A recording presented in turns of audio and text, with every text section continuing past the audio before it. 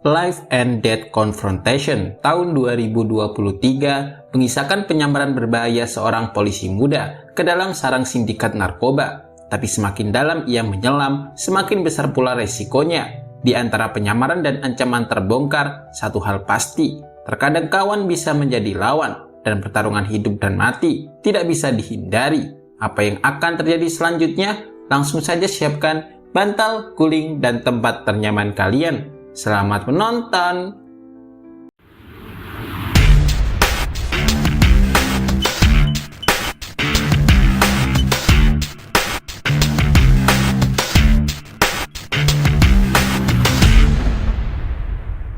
Berlatar di perbatasan Tiongkok, kisah ini mengikuti Biaozi, seorang polisi yang menyamar sebagai mata-mata. Ia mendapat misi berat, membongkar sindikat narkoba terbesar yang belum pernah berhasil diungkap.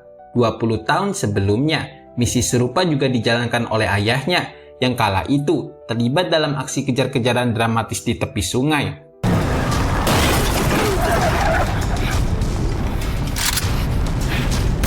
Bos narkoba yang dicurigai, He Yuanha, bersama ajudannya, Lian Qing, berhasil lolos dari kejaran polisi. Mereka dibantu adik Yuanha yang mengendarai speedboat di sungai, membuat ayah Biaozi kesulitan mengejar. Dari kejauhan, sang adik membidik mobil polisi dengan basoka di pundaknya. Ledakan pun terjadi, membuat mobil itu oleng dan kehilangan kendali.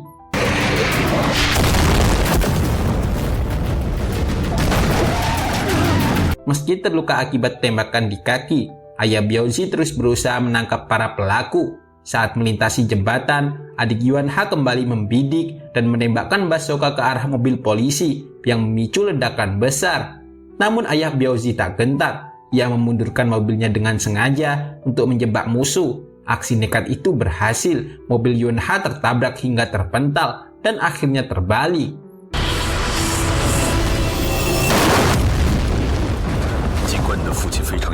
Saat itu, ayah Biaozi sempat memerintahkan Yuanha untuk menyerah dan mengangkat tangan karena ia sudah terpojok. Namun tepat saat hendak memborgolnya, adik Yuanha datang bersama pasukannya dan melancarkan serangan demi serangan demi menyelamatkan sang kakak.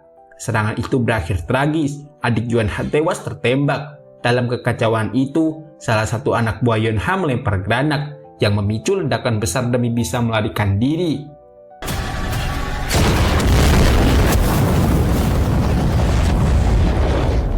"20 tahun telah berlalu. Kini, Lian Qing bersama anak buahnya tengah mengawasi seorang pengendara motor yang terus mengitari bundaran HI selama puluhan kali. Saat waktu yang ditunggu tiba, seorang pengendara motor telah muncul dan langsung mengejarnya. Kejar-kejaran pun tak bisa dihindari, yang berlanjut hingga ke area pasar, membuat kekacauan besar. Ternyata, sosok pengendara trail itu adalah Biaozi yang entah bagaimana kini terlibat dalam jaringan narkoba. Setelah mendapatkan informasi penting, Biaozi merebut barang dari pengendara yang diburu, lalu segera menghubungi seseorang secara diam-diam. Entah apa maksudnya.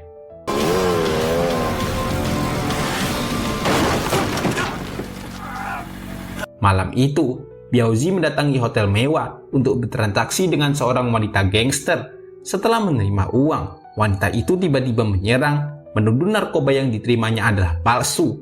Pertarungan brutal pun terjadi, apalagi anak buah wanita itu ikut menyerang. Saat Biaozi kewalahan, Lian Qing dan timnya yang diam-diam mengawasi dari jauh langsung turun tangan untuk membantu Biaozi.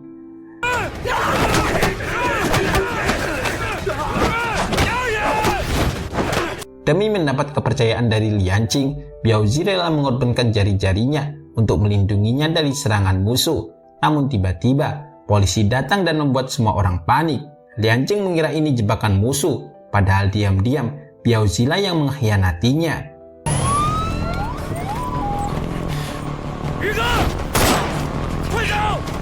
Melihat para sindikat kabur ketakutan, Kapten Jiang tersenyum bangga atas aksi Biaozi sebagai mata-mata polisian. Ia adalah rekan lama ayah Biaozi saat operasi penangkapan He Yuanha 20 tahun yang lalu. Malam harinya, saat tidur di markas narkoba, ingatan kelam kembali menghantui Biaozi. Momen ketika ia melihat sang ayah ditikam oleh orang tak dikenal. Biaozi kecil hanya bisa menangis menyaksikan ayahnya sekarat hingga akhirnya meninggal di hadapannya.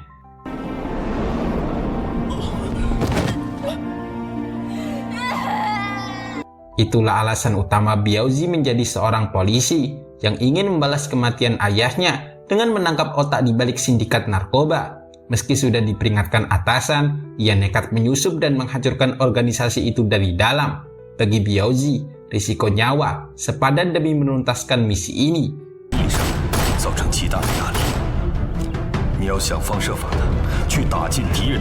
Di sisi lain, rapat besar kepolisian digelar untuk membahas rencana penangkapan sindikat narkoba. Kapten Jiang menjelaskan bahwa informasi dari Biaozi sangat membantu dalam melacak para pelaku. Dalam waktu dekat, kelompok pimpinan He Yuanha diperkirakan akan menggelar transaksi besar. Polisi pun diminta bersiap untuk menggagalkannya. Hu Yueqin, 28岁，她是我们这次抓捕行动中的一个重大收获。这个女人 Di tengah lamunannya, Biaozi didatangi Yu, anak buah Lianqing, yang mengajaknya bertemu He Yuanha, bos besar sindikat narkoba. Untuk menjaga kerahasiaan lokasi, kepala Biaozi ditutup kain hitam. Meski begitu, ia tak kehilangan akal. Sepanjang perjalanan, Biaozi diam-diam menghafal suasana sekitar untuk dilaporkan kepada kepolisian.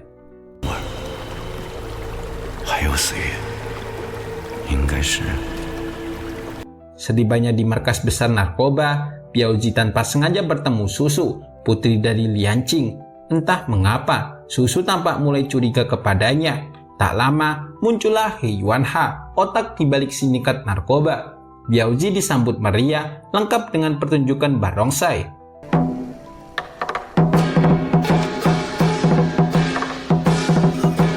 Tak lama, ucapan He Yuanha membuat Biaozi panik. Ia mencurigai ada polisi di markas ini. Biaozi tetap tenang dan bersikap polos demi bisa menyelamatkan diri. Tuduhan pun dialihkan ke Yu yang dianggap sebagai mata-mata. Semua terkejut saat He Yuanha membunuh Yu secara brutal menggunakan barongsai yang digunakan.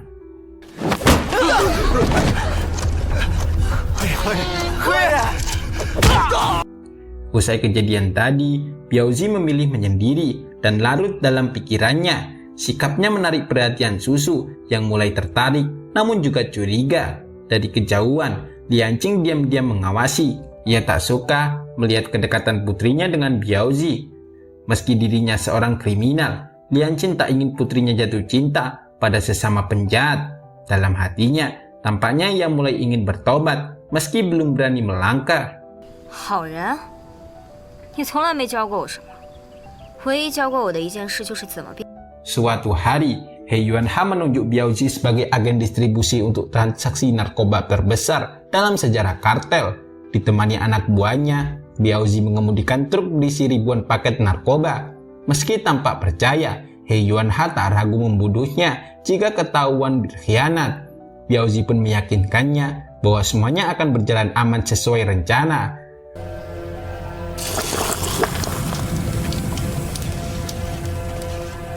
Di tengah perjalanan, rekan Biaozi mengajaknya berhenti makan siang.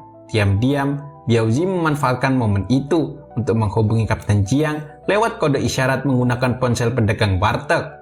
Dari informasi yang ia berikan, polisi baru sadar lokasi transaksi yang mereka duga sebelumnya ternyata adalah palsu. Kini, mereka harus bergerak cepat ke lokasi sebenarnya demi menjebak para pelaku. 边境一带，而且这次毒品交易的数额巨大，应该在50公斤以上。 Tak berhenti di situ, Biaozi kembali memberi petunjuk saat mampir ke toilet. Ia sengaja menjatuhkan ballpoint sebagai kode. Kapten Jiang langsung paham dan menemukan secari kertas petunjuk di tempat sampah. Setibanya di lokasi transaksi, Biaozi menghubunginya lagi lewat ponsel yang berhasil ia curi. Namun tanpa disadari, aksi Kapten Jiang mulai dicurigai oleh anggota sindikat, pertanda bahaya mengintai.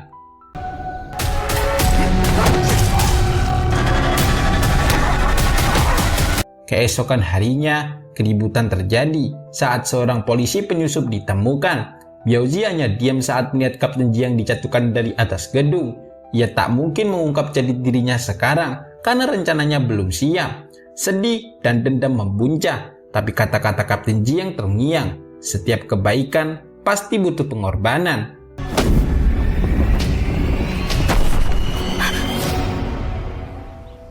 Aksi keji itu membuat Susu takut dan marah. Ia yakin kepolisian tak akan tinggal diam, tapi He Yuanha justru menantang mereka untuk menangkapnya.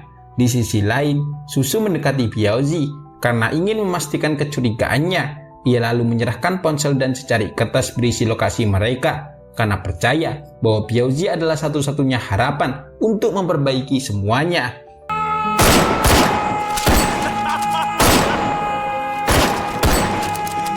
Berkat informasi dari Biaozi, pasukan polisi langsung bergerak menyergap lokasi. Namun situasi memburuk saat He Yuanha mengetahui identitas asli Biaozi sebagai seorang mata-mata polisi. Belum sempat bertindak, ia diberitahu bahwa polisi telah mengepung tempat itu. Karena sudah terpojok, He Yuanha menyandra Susu dan memaksa Lianqing menembak Biaozi demi keselamatan putrinya. 谁也不知道是我做的。 Lianqing dihadapkan pada pilihan sulit, apalagi setelah tahu putrinya sendiri yang membocorkan lokasi pada Biaozi. Di tengah ketegangan, tiba-tiba terjadi perlawanan. He Yuanha panik dan berusaha kabur sebelum tertangkap. Di luar markas, bentrokan sengit pecah antara polisi dan anak buahnya. Saat He Yuanha melarikan diri dengan mobil, Biaozi mengejarnya hingga akhirnya mobil itu meledak hebat.